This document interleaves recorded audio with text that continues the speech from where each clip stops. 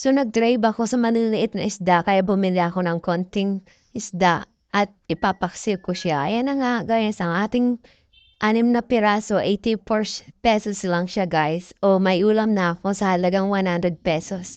Tipid-tipid din pag may time. Ayan na nga guys, nilagyan natin siya ng bay leaf, basil leaf, paminta, asin, suka, bawang at sibuyas, at magic sarap at asin. Nilagyan natin siya. So, ayan na nga guys, hintayin lang natin siya maluto. At nag-crave kasi ako kaya gusto kong isda. Yung mga anak ko, chicken na naman ang ulam nila at chicken din. Sa akin yan, isda. Pero hindi ko yan guys mauubos hanggang gabi ko pa yan. Mahina lang din kasi akong kumain. Kaya ayan. Tapos ang sekreto nito guys, nilagyan ko siya ng talong para may gulay din. Ayan. Nilagyan ko siya ng isang talong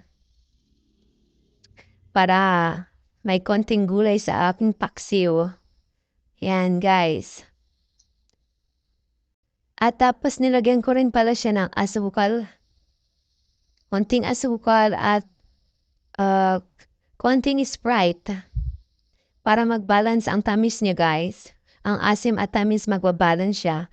At nilagyan ko din siya ng konting mantika pag malapit na siyang maluto. Yung patuyo na siya. Kasi masarap pag may mantika ng konti ang ating paksiw.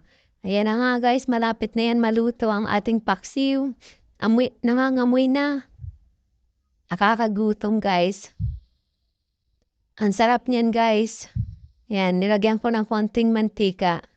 At lasahan nyo pala guys ang luluto nyo para alam nyo kung paano i-adjust at kung ano pang dapat idagdag. So ayan na nga guys, finished product natin ng paksiw na dalagang bukid. Sarap. Kain tayo guys. Salamat sa panonood. Thank you so much.